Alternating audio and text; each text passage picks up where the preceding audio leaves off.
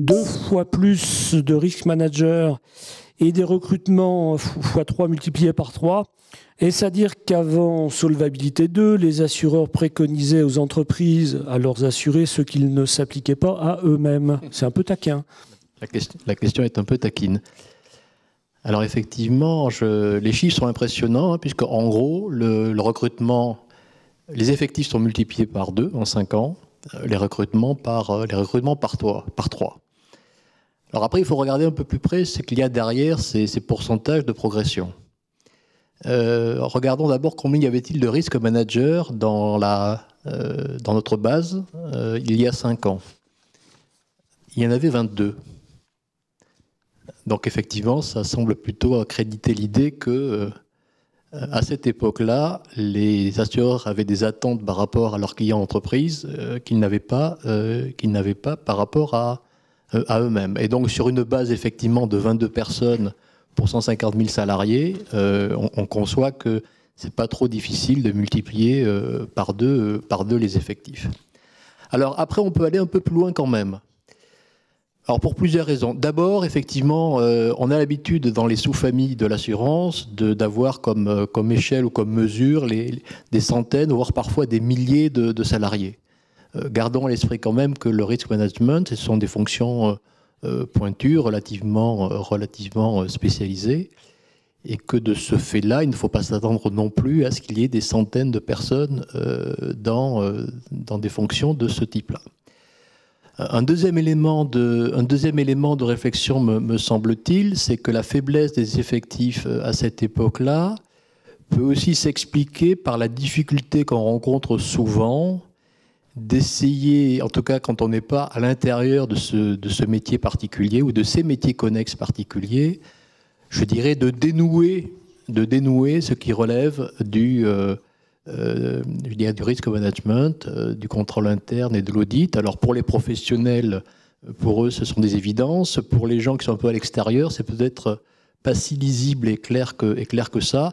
Et peut-être des personnes qui effectivement pouvaient exercer des activités de risk manager ont pu être intégrées dans d'autres catégories voisines. Et puis il y a quand même un troisième élément. C'est que précisément les assureurs, tellement obnubilés par les risques auxquels ils souscrivaient, ont clairement, effectivement, pu négliger, peut-être assurer de la solidité des groupes auxquels ils participaient, ne voyaient pas, je dirais, jusqu'aux années 2015-2016, l'exposition auquel eux-mêmes pouvaient être soumis à tort ou à raison. Enfin, à tout le moins, il est clair que une dynamique s'est enclenchée avec Solva 2. On a vu les chiffres au global et puis pour chacune de ces composantes, avec, vous l'aurez remarqué quand même, quelques petites différences entre les trois composantes. On voit bien que pour deux sous-familles, à savoir management des risques et l'audit, le rattrapage le développement des effectifs s'est beaucoup appuyé sur le recrutement, un recrutement externe, ce qui semble signaler qu'il y avait un besoin, voilà, d'apport de sang neuf ou d'expertise ou de regard, peut-être de regard nouveau. À la différence du contrôle interne, où le recrutement progresse quand même sensiblement moins que pour les effectifs, ce qui tendra à prouver qu'effectivement, sur l'activité de contrôle interne, on a une plus grande sollicitation des collaborateurs des métiers, avec, je dirais, des compositions d'équipes qui valorisent aussi la diversité des expériences et puis peut-être la connaissance intime des métiers, des métiers, des processus, je veux dire, dans une logique un peu de creuset, d'amalgame et de fusion et de rapprochement d'une palette diverse de compétences. Alors justement, parce qu'on parle de compétences, il y a une question qui nous est arrivée de Norbert, donc forcément je suis obligé de la prendre, Norbert Charache, de l'ESA, et qui nous dit « quid des compétences digitales ?» Alors Je te renvoie à la question, Michel. Voilà. Alors, on a dit effectivement quelques mots dans l'étude. Très clairement, ces activités, il faut partir notamment du fait que les activités, enfin, ces métiers-là ont des choses à produire, doivent conduire des analyses, et que pour ces fonctions-là, il est extrêmement important de savoir où allouer sa ressource et sur quelle problématique orienter ses recherches.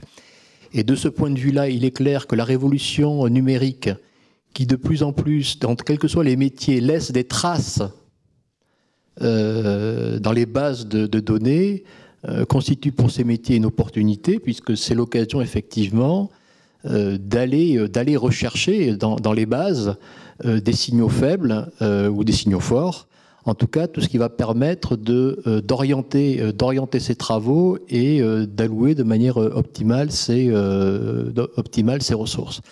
Alors, à partir de quoi, effectivement, il y a des compétences numériques qui deviennent de plus en plus nécessaires. Alors, en base, c'est quand même la capacité à être tout simplement de plus en plus autonome pour aller, suivant l'expression d'un professionnel, aller taper dans les bases et puis faire les extractions qui vont permettre effectivement de détecter des problèmes, je dirais, et de concevoir ou d'orienter des contrôles ou des interventions. Et puis, je dirais, au sommet de la pyramide, même si ce n'est pas aujourd'hui très développé, en tout cas, et encore moins systématisé, c'est quand même aussi la perspective des data science et de l'intelligence artificielle, c'est-à-dire effectivement cette démarche consistant à pouvoir mouliner une grande quantité de données pour aller trouver effectivement, c'est un peu la même logique que de la fraude dans d'autres domaines, d'aller chercher les points qui appellent une intervention humaine focalisée pour aller plus loin et instruire les sujets. Donc il y a tout ce crescendo en base, je dirais, une sorte d'autonomie dans l'exploitation des bases de données jusqu'au sommet, beaucoup moins diffusé aujourd'hui, de l'IA. Merci Michel. Alors, on avait une autre question beaucoup plus générique, pour savoir quels sont les métiers en tension dans notre branche. J'ai envie de dire, c'est un peu toujours la même chose. Dans le désordre, les profils commerciaux qui sont toujours recherchés parce que l'on sait que un bon vendeur d'assurance fera un bon vendeur automobile, mais pas nécessairement l'inverse. L'assurance correspond à des produits difficiles à vendre, et donc qui demandent une technicité très particulière, un positionnement très particulier, que ce soit en yard ou en assurance de personnes. Donc ça fait partie des difficultés que l'on a de trouver les bons commerciaux, de les former et de les garder, de les fidéliser. Voilà, pour les raisons que je venais d'évoquer. On a d'autres profils qui traditionnellement sont en tension, autour, on va dire, des métiers du chiffre. Alors, on pense bien naturellement et bien évidemment aux actuaires, mais aussi les économètres, les statisticiens, les data scientists, etc. Donc, les métiers de la conformité aussi. Michel en parlait à l'instant, dans la mesure où ces fonctions de contrôle, de vérification, de conformité, d'audit, de risk management s'amplifie dans le secteur de l'assurance pour nous-mêmes également. Et donc, ce sont des métiers qui sont également recherchés. D'autres métiers auxquels on pense peut-être moins et qui d'ailleurs seront mis davantage à l'honneur dans la prochaine nomenclature que nous sommes en train de réécrire avec un groupe de travail représentatif de la profession, peut-être les métiers de l'environnement de travail. Les métiers que classiquement on classe avec la logistique ou les moyens généraux, comme s'il suffisait d'avoir une table et une chaise pour être performant et bien faire son métier d'assureur.